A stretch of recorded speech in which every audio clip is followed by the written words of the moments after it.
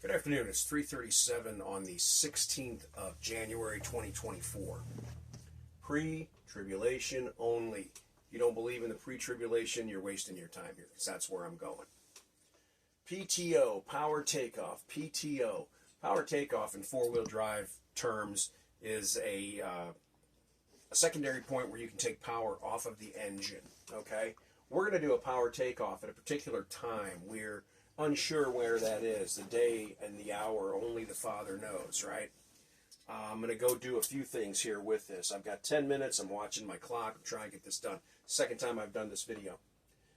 Tabernacles. The Feast of Tabernacles, the Jews live in temporary huts for 7 days, and at the end of 7 days, at that sunset, they go in and they're back into their permanent homes. They no longer live in a temporary hut. That's called a tabernacle, a sukkot, no, sukkot is the term,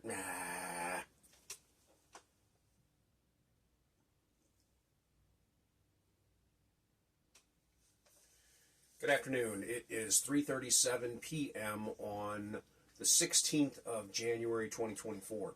What you're looking at is a breakdown of the pre-tribulation rapture. Pre-tribulation only. Power takeoff. We are going to take off with power when it comes to the rapture. Let's get into it. Feast of Tabernacles. The Feast of Tabernacles is celebrated by living in a temporary hut, a sukkah, a tent, a tabernacle, a temporary dwelling for 7 days. And at the end of 7 days, at that sunset, they go back into their permanent homes.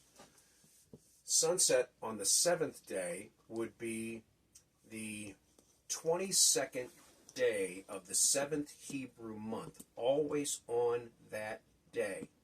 The very first nanosecond of time after the sun has set. The sun drops below the horizon, the last beam of light comes to the eye. It's no longer the 21st, it's now the 22nd. At that moment of light, that feast is over and they go back to their permanent homes.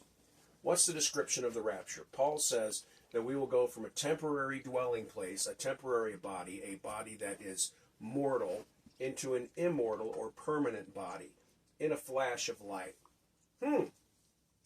Temporary, permanent, flash of light of sunset in a flash of light. Paul was a Jew amongst Jews. He understood the feasts. He understood more than any of us. He understood. And so when he describes the rapture in a mirror image of tabernacles, he does so with a purpose, because his audience would know and understand. Behold, he shows us a mystery, that not all shall sleep.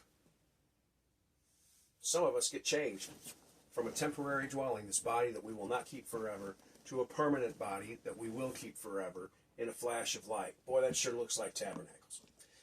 The pilgrim feasts in the Bible are Deuteronomy 16:16. There's three feasts at which you are to come to Jerusalem. Passover, Pentecost, and Tabernacles. How was Passover fulfilled? Well, first of all, it was blood on wood, the blood on the wooden doorpost in Egypt.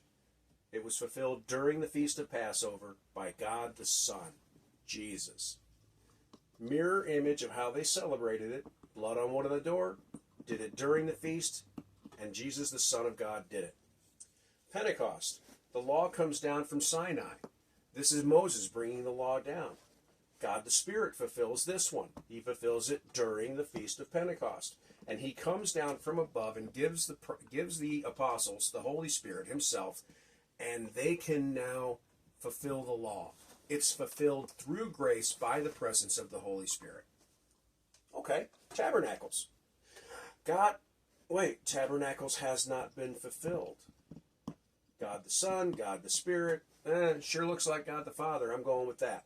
When? Well, the first one was fulfilled during the feast. This one was fulfilled during the feast. I'm going to say that God the Father will fulfill the Feast of Tabernacles during the Feast of Tabernacles, using a mirror image of tabernacles by taking us from a temporary dwelling to a permanent dwelling in a flash of light.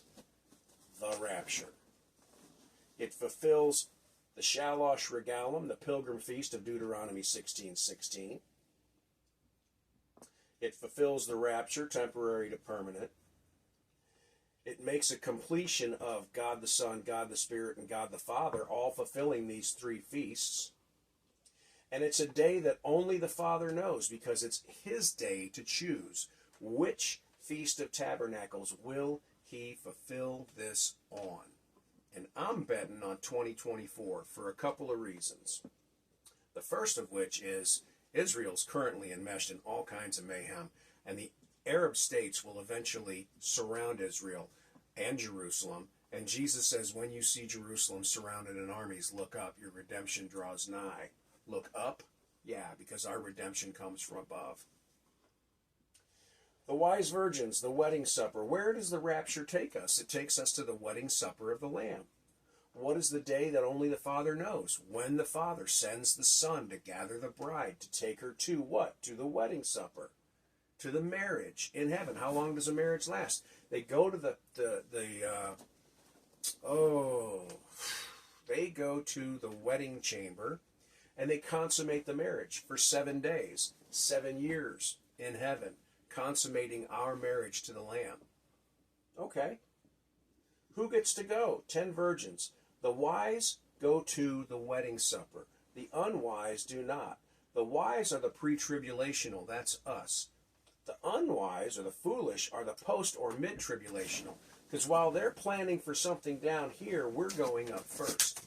And when they see us go up, they will then say, we need that oil that the wise virgins had, but it'll be too late. Because it happens in a flash of light. They will understand that God's name is the oil. HAYAH, this name, is the oil in which to use.